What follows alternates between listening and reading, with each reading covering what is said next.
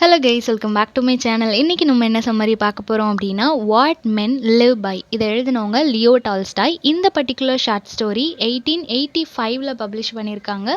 19th சென்ச்சுரியில் ரொம்பவே ஃபேமஸான ஒரு ரஷ்யன் ஆத்தராக இவர் இருந்திருக்கிறாரு. இவரோட மோஸ்ட் ஆஃப் த ஷார்ட் ஸ்டோரியில் இவரோட philosophical and moral ideas reflect ஆகிற மாதிரி இருக்கும். ஓகேவா? இந்த பர்டிகுலர் ஷார்ட் ஸ்டோரியில் ரிலீஜியஸ் ரிலேட்டடான நிறைய விஷயங்களை ஆட் பண்ணியிருக்கிறாரு. முக்கியமாக கிறிஸ்டியானிட்டியில் இருக்கிற நிறைய எலமெண்ட்ஸ், காடை பற்றின ஒரு ஒப்பீனியன், காடுக்கு ஹியூமனை பற்றின ஒப்பீனியன், ரெண்டு பேருக்கும் இருக்கிற கனெக்ஷன், இந்த மாதிரி நிறைய ரிலீஜியஸ் ஆஸ்பெக்டில் இந்த ஒரு ஷார்ட் ஸ்டோரியை எழுதியிருப்பார்.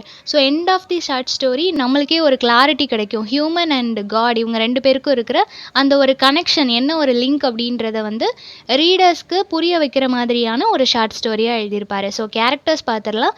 ஃபர்ஸ்ட் சைமன் அப்படின்றவர் ஒரு பாவர்ட்டியில் இருக்கிற ஷூ மேக்கர். தென் இவரோட wife Matryona. Third character Michael. இவர் ஒரு ஸ்ட்ரேஞ்ச் அண்ட் மிஸ்டீரியஸான ஒரு கேரக்டராக இந்த கப்பலுக்கு இன்ட்ரடியூஸ் ஆவாங்க. ஆஃப்டர்வர்ட்ஸ் அவங்களோட ஃபேமிலியில் ஒருத்தங்களாக மாறுவாங்க. தென் இந்த ஜென்டில்மேன் அப்படின்ற ஒரு கேரக்டர் வருவார். தென் விமன் ஒருத்தங்க வருவாங்க, ஒரு 2 கேர்ள்ஸ் வருவாங்க. இவங்க எல்லாமே அன்னேம்டாக தான் இருப்பாங்க. ஜஸ்ட் அவங்களோட ஜெண்டரை வச்சு தான் அவங்கள ஐடென்டிஃபை பண்ணுவாங்களே தவிர அவங்களுக்கு எந்த ஒரு நேமுமே ப்ரொவைட் பண்ணியிருக்க மாட்டாங்க. லாஸ்ட்டாக த ஏஞ்சல் ஆஃப் டெத் அப்படின்ற ஒரு கேரக்டர். ஓகேவா?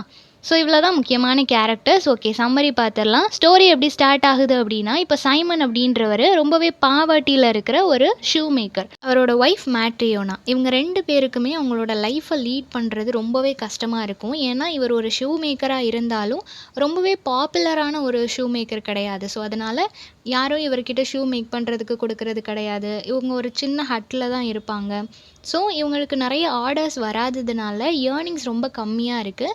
ஸோ இவங்களோட லைஃப் வந்து ரொம்ப ஆவரேஜாக போயிட்டுருக்கு. ஆவரேஜ்னு சொல்கிறத விட ரொம்ப பாவர்ட்டியில் இருக்கிறாங்க. அவங்களுக்கு தேவையான டூல்ஸ், ப்ராப்பரான ஃபுட் எதுவுமே அவங்களுக்கு கிடைக்கிறதில்ல. பட் இந்த மாதிரியான சமயத்தில் கூட சைமன் வந்து ரொம்ப ஒரு ஆல்கஹாலிக்காக இருக்கிறான். எப்போவுமே குடிச்சிட்டே இருக்கிறான். அவனுக்கு கொஞ்சமாக அமௌண்ட் கிடைச்சா கூட அதை ட்ரிங்க்ஸில் ஸ்பெண்ட் பண்ணிவிட்டு அவனோட பிஸ்னஸை டெவலப் பண்ணுறதுக்கு எந்த ஒரு ஸ்டெப்புமே எடுக்க மாட்டான். ஸோ இந்த மாதிரியான சமயத்தில் அவன் கொஞ்சம் மணி கலெக்ட் பண்ணிவிட்டு ஒரு கோட் ரெடி பண்ணுறதுக்கான மெட்டீரியல்ஸ் வாங்குறதுக்காக போகிறான்.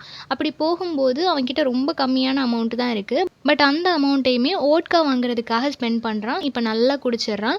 குடிச்சதுக்கப்புறமா அவனோட கண்டிஷனை நினச்சி ரொம்பவே புலம்பிகிட்டே இருக்கிறான். இந்த மாதிரி பாவர்ட்டியில் நான் இருக்கிறேனே, எனக்கு என்றைக்குமே நிறைய ஆர்டர்ஸ் வரமாட்டேக்குதே, நாங்கள் எப்பவும் இந்த ஹட்லே தானே இருக்கிறோன்னு சொல்லிட்டு ரொம்ப லவுடாக அவனோட ஒரீஸை வந்து சத்தமாக ஷேர் பண்ணிகிட்டு இருக்கிறான். தென் அப்படியே நடந்து போயிட்டு இருக்கும்போது அந்த ரோடோட எட்ஜில் லாஸ்ட் எண்டில் வந்து ஒரு சர்ச் இருக்குது. அந்த சர்ச்சுக்கு போகிறான். அங்கே போனால் அங்கே ஒரு மேன் வந்து நேக்கடாக படுத்திருக்கிறான். இதை பார்த்த உடனே இவனுக்கு ஃபஸ்ட்டு கொஞ்சம் பயமாயிடுச்சு. ஏன்னா சர்ச்சில் நேக்கடாக ஒரு பர்சன் படுத்திருக்கிறான். அதுவும் அவன் படுத்திருக்கிற பொசிஷனை பார்க்கும்போது ரொம்பவே டிஃப்ரெண்ட்டாக இருக்குது. ஸோ ஒருவேளை அவனை யாரும் கொலை பண்ணி அங்கே போட்டிருக்கிறாங்களா, நம்ம ஒருவேளை அங்கே போயிட்டோன்னா நம்ம தான் அந்த மர்டரர் நினச்சிருவாங்களா, ஸோ நம்ம எதுவும் ப்ராப்ளமில் மாட்டிக்கிறதுக்கு சான்ஸ் இருக்குது அப்படின்னு சொல்லிட்டு அவன் வேகமாக வெளியே போவான். பட் அவனோட மனசாட்சி வந்து அவனை போக விடாது. ஸோ யாரோ ஒருத்தங்க பிரச்சனையில் இருக்கிறாங்க, அந்த இடத்துல நேக்கடாக இருக்கிறாருன்னா மேபி அவர் எழுந்து போகிறதுக்கு வழி இல்லாமல் கூட அந்த இடத்துல இருக்கலாம். நம்ம ஏன் அவர் இறந்துட்டாருன்னு நினைக்கணும், கிட்ட போய் என்னன்னு சொல்லி பார்க்கலாம் அப்படின்னு சொல்லிட்டு அந்த மேன் கிட்ட போகிறான். அந்த மேன் கிட்ட போயிட்டு இவனோட டாப்பில் இருக்கிற அந்த கிளாத்தை ரிமூவ் பண்ணி அவனுக்கு போத்தி விடுறான். இப்போ அந்த மேன் எழும்பும்போது ரொம்பவே கைண்டான ஒரு ஃபேஸோடு அந்த மேன் எழும்பி பார்க்குறாரு.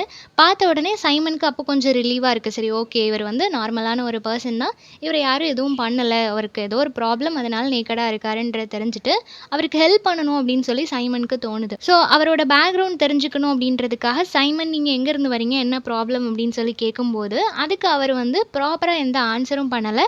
ஜஸ்ட் என்ன சொல்கிறாருன்னா, என்னை வந்து கடவுள் பனிஷ் பண்ணிட்டாரு, அதனால தான் நான் இங்கே இருக்கிறேன் அப்படின்றத மட்டும் சொல்கிறான். இவனும் சரி, ஓகே, இவன் வந்து லைஃப்பில் ஏதோ ஒரு பெரிய அடி வாங்கியிருக்கான், அதனால் இவனுக்கு நம்ம ஹெல்ப் பண்ணணும் அப்படின்னு சொல்லிட்டு அவரை வந்து வீட்டுக்கு கூட்டிகிட்டு போகலாம் அப்படின்னு சொல்லி நினைக்கிறாரு. இப்போ போகிற வழியில் ரெண்டு பேரும் பேசிகிட்டே போகிறாங்க.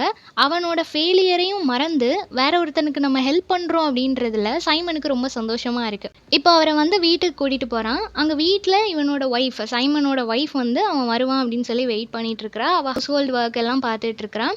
இவன் அங்கே வந்து கரெக்டாக டோரை நாக் பண்ணும்போது இவளுக்கு வந்து தெரிஞ்சு போச்சு, இவன் நல்லா ட்ரிங்க்ஸ் பண்ணிட்டு வந்திருக்கிறான், இருந்த கொஞ்சம் அமௌண்ட்டையும் ஸ்பெண்ட் பண்ணிட்டு நல்லா குடிச்சிட்டு வந்திருக்கிறான் அப்படின்றது இவளுக்கு தெரிஞ்சு போச்சு. ஸோ ரொம்பவே கோவமா போறா. பார்த்தா வெளியே வேற ஒரு ஸ்ட்ரேஞ்சர் வேற நிற்கிறாரு. அவரை பார்த்த உடனே இவளுக்கு இன்னும் கோவம் வருது. கண்டிப்பா இவன் வந்து எங்கேயோ குடிச்சிருக்கான், குடிச்ச இடத்துல தான் இவரை மீட் பண்ணியிருக்கணும், இவரையும் வீட்டுக்கு கூட்டிட்டு வந்துட்டான் அப்படின்னு சொல்லிட்டு இவ ரொம்பவே கோவப்படுறா. அவளுக்கு ஒரு பக்கம் அவ்வளோ கோவம் வருது, இன்னொரு பக்கம் அவனோட இந்த இர்ரெஸ்பான்சிபிளான பிஹேவியரை நினச்சி ரொம்பவே அப்செட் ஆகிறா. இப்போ அவன்கிட்ட கோவமா, உனக்கு நைட்டு நான் சப்பர்லாம் தர முடியாது, நைட்டு யாருக்கும் சாப்பாடு கிடையாது அப்படின்ற மாதிரி கோவமாக சொல்லிடுறா. சொல்லிட்டு இந்த மனுஷன் யார், எங்கேருந்து கூட்டிகிட்டு வந்திருக்கேன் அப்படின்னு சொல்லி கேட்கும்போது இவன் வந்து அந்த ஸ்டோரியை நரேட் பண்ணுறான். இந்த மாதிரி நான் சர்ச்சுக்கு போனேன், அப்போ இந்த பர்சன் அங்கே இருந்தார், அவருக்கு ஹெல்ப் பண்ணி நான் இங்கே கூட்டிகிட்டு வந்தேன், அவரை காட் பனிஷ் பண்ணிட்டதா அவர் சொல்கிறாரு அப்படின்னு சொல்லிட்டு அந்த ஸ்டோரியை நரேட் பண்ணதும் இவளுக்கு வந்து கொஞ்சம் சிம்பத்தி வந்துடுச்சு. சரி, நம்ம வந்து இந்த மாதிரி ஒரு கண்டிஷனில் இருக்கிறவருக்கு நம்ம பனிஷ் பண்ணக்கூடாது அப்படின்னு சொல்லிட்டு இவன் வந்து அவருக்கு சாப்பாடு எல்லாமே ஆஃபர் பண்ணுறா. இப்போ எல்லாரும் சேர்ந்து சாப்பிட்றாங்க. அப்படி சாப்பிட்டுட்டு இருக்கும்போது ஃபர்ஸ்ட் டைம் அந்த ஸ்ட்ரேஞ்சர் வந்து இவளை பார்த்து சிரிக்கிறாரு. ஸோ அவரோட ஃபேஸில் ஒரு ஸ்மைல் க்ரியேட் ஆகுது. ஸ்மைல் பண்ணிகிட்டே அவர் சொல்கிறாரு, காட் வில் ரிவார்ட் யூ அப்படின்னு சொல்கிறாரு. ஸோ நீங்கள் ஒருத்தங்களுக்கு ஹெல்ப் பண்ணீங்க, அதுக்கான ஒரு பலன் உங்களுக்கு ஃப்யூச்சரில் கிடைக்கும் அப்படின்ற மாதிரி இவர் சொல்கிறாரு. தென் மேட்ரியோனா அவளோட ஹஸ்பண்டான சைமனோட ஒரு shirt and pair of trousers எடுத்து அவர்கிட்ட கொடுக்குறா. கொடுத்துட்டு இன்றைக்கி நைட்டு நீங்கள் இங்கே ஸ்டே பண்ணிக்கலாம் அப்படின்னு சொல்லிட்டு அவருக்கு ஒரு ஷெல்டரும் ஆஃபர் பண்ணுறாங்க. ஸோ இப்போ நைட் டைம் ஆகிடுச்சு, எல்லோரும் தூங்க போயிட்டாங்க. தூங்க போகும்போது கூட இந்த கப்பலுக்கு வந்து நிறைய தாட்ஸ் வந்து போகுது. ஆல்ரெடி அவங்களோட சிச்சுவேஷனே ரொம்ப வர்ஸ்ட்டாக இருக்குது, இதில் ஒரு ஸ்ட்ரேஞ்சர் வந்துட்டார், அவருக்கு ஹெல்ப் பண்ணதை நினச்சி சந்தோஷப்பட்டாலும் இன்னொரு பக்கம் அவருக்கும் எப்படி நம்ம ஃபுட் வந்து ப்ரொவைட் பண்ண போகிறோம் அப்படின்னு சொல்லிட்டு அவங்களுக்குள்ள நிறைய கொஷின்ஸ் இருக்குது. நெக்ஸ்ட் டே மார்னிங் என்ன ஆகுது அப்படின்னா, இப்போ இந்த ஸ்ட்ரேஞ்சர் வந்து அவரை பற்றி ரிவீல் பண்ணுறாரு. அவரோட பேர் மைக்கேல் அப்படின்றத வந்து சொல்கிறாரு. தென் சைமன் வந்து என்ன பிளான் பண்ணுறான் அப்படின்னா, இது வரைக்கும் அவனோட ஒர்க்கில் ஹெல்ப் பண்ணுறதுக்கு அவனுக்கு அசிஸ்டண்ட்டு சொல்லி யாருமே இல்லை. அவனோட ஒய்ஃப் வந்து வீட்டில் இருக்க ஒர்க் பார்த்துப்பாங்க, இவன் தான் இந்த ஷூ மேக்கிங் எல்லாமே பார்த்துப்பான். இது வரைக்கும் அவனுக்கு அசிஸ்டண்ட்டுன்னு யாருமே இல்லாததுனால இப்போ இவரை வந்து நம்மளோட அசிஸ்டண்ட்டாக வச்சுக்கலாம், நம்மளோட பிஸ்னஸ்க்கு இவர் ஹெல்ப் பண்ணுவார் அப்படின்னு சொல்லிட்டு அவரை அசிஸ்டண்ட்டாக வச்சுக்கிறான். அவனும் சரி ஓகேன்னு சொல்லிட்டு இவரோட சேர்ந்து ஒர்க் பண்ணுறான். இப்போ இந்த பர்சன் இவங்க கிட்ட வந்து சேர்ந்த நேரம் நிறைய பேர் இவர்கிட்ட ஷூ மேக் பண்ணுறதுக்கு ஆர்டர் கொடுக்குறாங்க. ஸோ நிறைய இவர் வந்து ஏர்ன் பண்ணுற மாதிரி இருக்குது. ஸோ கொஞ்சம் கொஞ்சமாக சைமனோட பிஸ்னஸ் வந்து டெவலப் ஆக ஆரம்பிக்குது. அவங்க ஓரளவு ஏர்ன் பண்ணிகிட்டு இருக்கிறாங்க. ஸோ இப்படி நல்லா போயிட்டுருக்கிற அந்த சமயத்தில் ஒரு ஜென்டில்மேன் ஒரு நாள் இவங்களோட ஷாப்புக்கு வராங்க.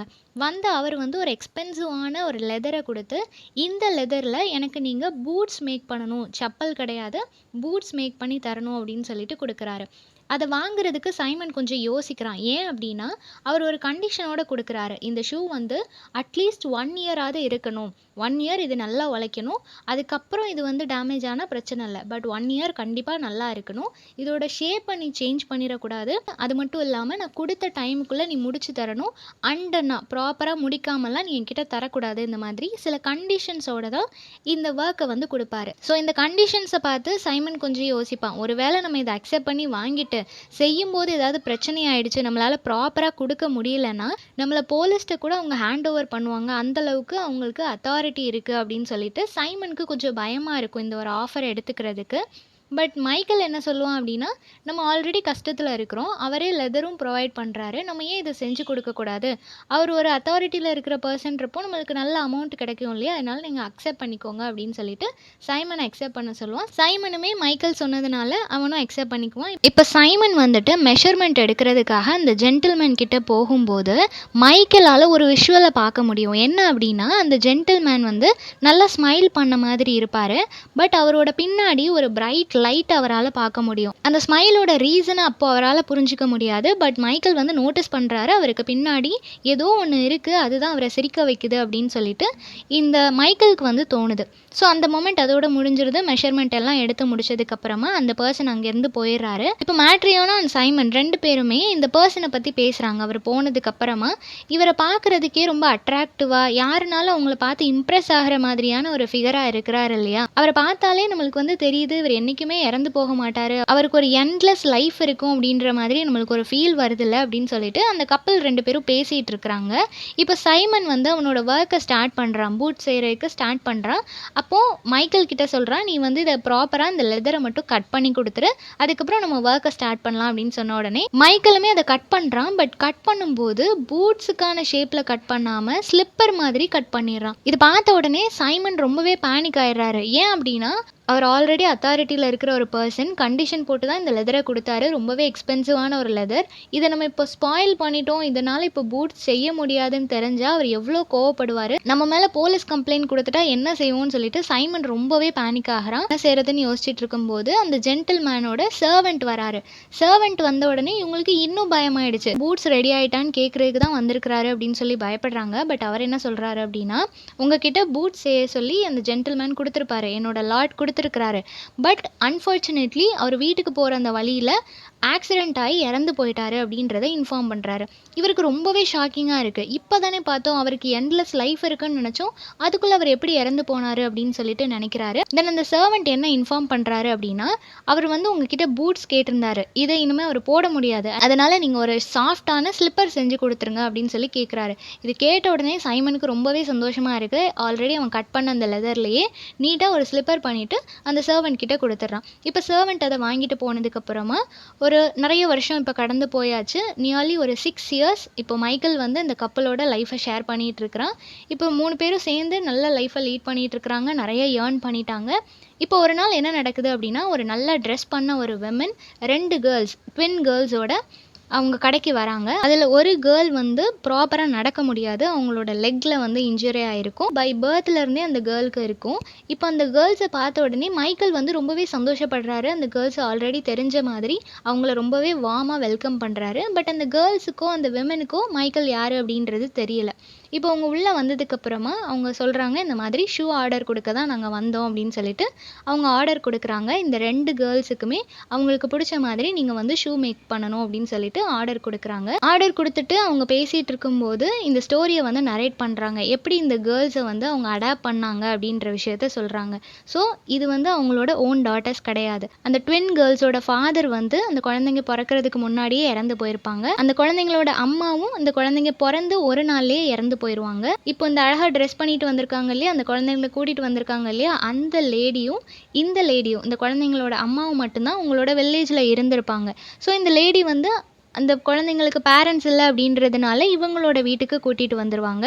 இந்த லேடிக்கு ஒரே ஒரு குழந்தை இருந்திருக்கும், அந்த குழந்தையும் கொஞ்ச நாளில் இறந்து போயிடும். ஸோ இவங்களுக்கும் யாரும் இல்லை, அந்த குழந்தைங்களுக்கும் யாரும் இல்லை அப்படின்றதுனால அந்த குழந்தைங்களுக்கு ஒரு ரியல் மதர் மாதிரி இருந்து அந்த குழந்தைங்கள ரொம்பவே நல்லா பார்த்துட்டு இருந்திருப்பாங்க. இப்போ வரைக்கும் ஒரு ரியல் மதர் எந்த அளவுக்கு லவ் அண்ட் அஃபெக்ஷனேட்டாக அந்த குழந்தைங்கள பார்த்துப்பாங்களோ அதே மாதிரி இந்த லேடியுமே அந்த குழந்தைங்கள பார்த்துப்பாங்க. ஸோ இந்த கதையை கேட்ட உடனே மேட்ரியோனாக்கு வந்து ஒரு ப்ராவர்ப் ஒன்று ஞாபகம் வரும். One may live without father or mother but live with God அப்படின்ற ஒரு கோட்ஸ் வந்து அவங்களுக்கு ஞாபகம் வருது. ஸோ எந்த ஒரு குழந்தையோ எந்த ஒரு மனுஷனோ பேரண்ட்ஸ் இல்லாமல் இந்த உலகத்தில் வாழ்ந்துடலாம், பட் கடவுள் எப்போவுமே அந்த குழந்தையோட இருப்பாங்க அப்படின்றத வந்து மேட்ரியோனா வந்து ரிமெம்பர் பண்ணுறாங்க. தென் இந்த கான்வர்சேஷன் கண்டினியூ ஆகும்போது 3rd டைம் மைக்கேலோட ஃபேஸில் ஒரு க்ளோ க்ரியேட் ஆகுது. அவர் 3rd டைம் ஸ்மைல் பண்ணுறாரு. ஃபர்ஸ்ட் வந்து இந்த கப்பலில் மீட் பண்ணும்போது அவர் வந்து ஃபுட் ஆஃபர் பண்ணும்போது ஸ்மைல் பண்ணியிருப்பாரு. தென் நெக்ஸ்ட் அந்த ஜென்டில்மேனுக்கு மெஷர்மெண்ட் எடுக்கும்போது ஸ்மைல் பண்ணியிருப்பாரு. தென் 3rd டைம் இப்போ இந்த கான்வர்சேஷன் முடியும் போதும் ஸ்மைல் பண்ணுறாரு. நெக்ஸ்ட் அந்த விமன் வந்து அந்த கடையிலேருந்து போனதுக்கப்புறமா மைக்கேல் யார் அப்படின்றது அந்த கப்பலுக்கு ரிவீல் பண்ணுறாங்க. இவ்வளோ நாளும் கடவுள் என் மேலே கோவமாக இருந்தார், இந்த நிமிஷம் கடவுள் கண்டிப்பாக என்னை மன்னிச்சிருவார் அப்படின்றத வந்து சொல்கிறாரு. அப்போ சைமன் வந்து எதுக்காக கடவுள் உங்கள் மேலே கோவமாக இருந்தார் அப்படின்னு சொல்லி கேட்கும்போது அப்போ தான் அவர் கதையை சொல்கிறாரு. நான் வந்து ஒரு ஏஞ்சல், இந்த பூமியில் பிறந்த மனுஷங்க எல்லாரும் ஒரு நாள் இறந்து போவாங்க. அப்படி இறந்து போகும்போது அவங்களோட சோலை கலெக்ட் பண்ணுறது தான் என்னோட ஒர்க். அப்படி ஒரு நாள் கடவுள் இவருக்கு என்ன ஆர்டர் கொடுத்துருப்பாங்க அப்படின்னா, இப்போ ட்வின் கேர்ள்ஸ் வந்தாங்க இல்லையா, அவங்களோட மதரோட சோலை நீ எடுத்துகிட்டு வரணும் அப்படின்ற மாதிரி ஒரு ஆர்டர் கொடுத்துருப்பாங்க. பட் அங்கே போகும்போது ஆல்ரெடி அந்த குழந்தைங்களுக்கு ஃபாதர் இல்லை, இப்போ தான் அந்த குழந்தைங்க பிறந்திருக்கிறாங்க. உடனே அவங்களோட மதரோட உயிரையும் என்னால் எடுக்க முடியலை, எனக்கு ரொம்பவே கஷ்டமாக இருந்துச்சு. ஸோ நான் ரிட்டன் காட் கிட்ட வந்துட்டு என்னால் அவங்களோட உயிரை எடுக்க முடியாது அப்படின்னு சொன்னேன். ஸோ அந்த ஒரு நிமிஷம் கடவுள் என் மேலே கோவப்பட்டுட்டு ஒரு 3 ட்ரூத்தை பற்றி நீ தெரிஞ்சுட்டு தான் இனிமேல் ஹெவனுக்கு வரணும் அப்படின்னு சொல்லி என் மேலே கோவமாக என்னை பனிஷ் பண்ணிட்டாரு. அந்த 3 ட்ரூத் என்ன அப்படின்னா, what dwelt in man, man அப்படின்றவன் எதோட சேர்ந்துருக்கான், அவனை இயங்க வைக்கிறது என்ன அப்படின்ற ஃபர்ஸ்ட் கொஸ்டின். செகண்ட் வந்து what is not given to men, மேனுக்கு என்ன கொடுக்கப்படலை. Third question what men live by, man வந்து யாரால் வாழ்ந்துட்டுருக்கிறான், எதனால் அவன் வாழ்ந்துட்டுருக்கிறான், அந்த மாதிரி ஒரு 3 ட்ரூத்தை வந்து நீ ஃபைண்ட் பண்ணணும், அதுக்கான ஆன்சர் ஃபைண்ட் பண்ணணும் தான் கடவுள் என்னை வந்து பனிஷ் பண்ணி பூமிக்கு அனுப்புனாரு. எப்போ அந்த அம்மாவோட சோலை வேற ஒரு ஏஞ்சல் எடுத்துச்சோ அந்த நிமிஷமே நான் வந்து ஏர்த்துக்கு வந்துட்டேன். அப்படி தான் நான் நேக்கடாக அந்த சர்ச்சில் விழுந்து கிடந்தேன். அப்போ தான் நீங்கள் வந்து என்னை சேவ் பண்ணீங்க அப்படின்ற மாதிரி அவர் யார் அப்படின்றத ரிவீல் பண்ணுறாரு.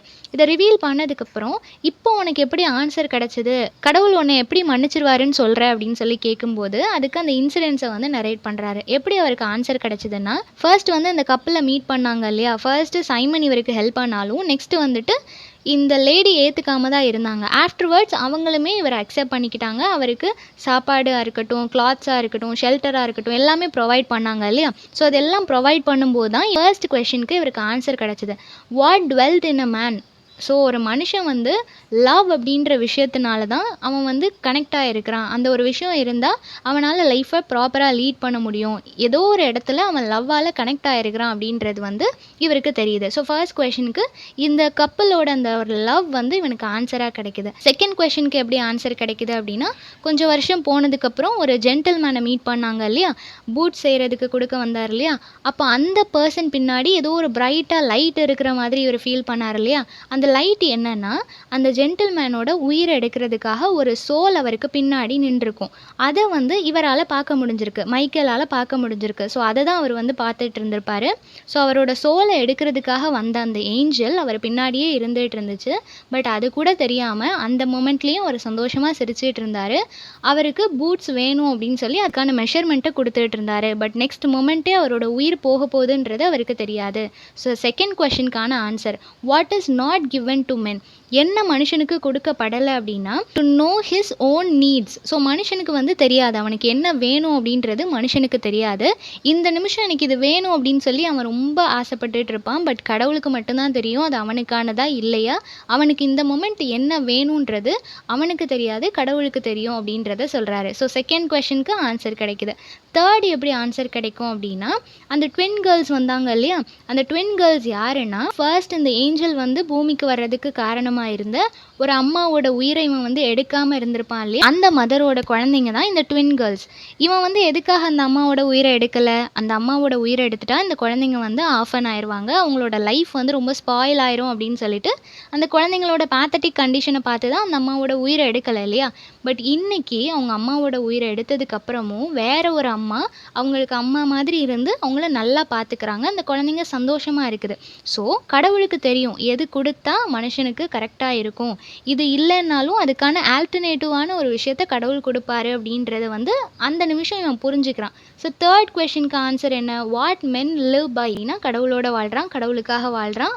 மனுஷனை ப்ராப்பராக லீட் பண்ணுறது எல்லாமே காட் அப்படின்ற மாதிரி ஒரு ப்ராப்பரான அண்டர்ஸ்டாண்டிங்குள்ளே வரான். ஸோ காட் அண்ட் மேன் ரெண்டு பேரும் ஒன்றா தான் இருக்கிறாங்க. கடவுள் எல்லாமே மனுஷனுக்கு நல்ல விஷயங்கள் தான் பண்ணுறாரு. அது கெட்டதாகவே இருந்தாலும் அதுக்கு பின்னாடி ஒரு பேக்ரவுண்ட் ஸ்டோரி இருக்கும். அது ஃப்யூச்சரில் அவனுக்கு நல்லதாக அமையிறதுக்கு சான்சஸ் இருக்குது. ஸோ இப்போ இருக்கிற ஸ்ட்ரகிள்ஸ், இப்போ இருக்கிற ப்ராப்ளம்ஸ் எல்லாத்தையும் நம்ம எப்படியாவது ஓவர் கம் பண்ணி வரணும்னு நினைக்கணுமே தவிர இது எல்லாமே கடவுள் தான் நம்மளை டெஸ்ட் பண்ணுறாரு இந்த மாதிரி நெகட்டிவான தாட்ஸ் இல்லாமல் கடவுள் என்ன பண்ணாலும் நல்லதுக்காக தான் பண்ணுறாரு, ஹி ஆல்வேஸ் லவ்ஸ் அஸ் அப்படின்றத வந்து நம்ம புரிஞ்சுக்கணும் அப்படின்னு சொல்லிட்டு ஒரு பெரிய விஷயத்த அந்த ஏஞ்சல் வந்து அண்டர்ஸ்டாண்ட் பண்ணிக்குது. அந்த 3 ட்ரூத்தையும் அது ரியலைஸ் பண்ணுது. இந்த மொமெண்ட் அதுக்கு ஹெவனில் இடம் ரெடியாக இருக்குது. ஸோ அது வந்து எர்த்லேருந்து இவங்களுக்கு பாய் சொல்லிட்டு ஹெவனுக்கு போகுது. ஸோ இதோட இந்த ஸ்டோரி வந்து முடியுது. ஸோ சம்மரி எல்லாருக்கும் புரிஞ்சிருக்கும்னு நினைக்கிறேன். நெக்ஸ்ட் என்ன டாப்பிக்கில் வீடியோ போடலான்னு சொல்லி கமெண்ட் பண்ணுங்கள். தேங்க்யூ ஃபார் வாட்சிங்.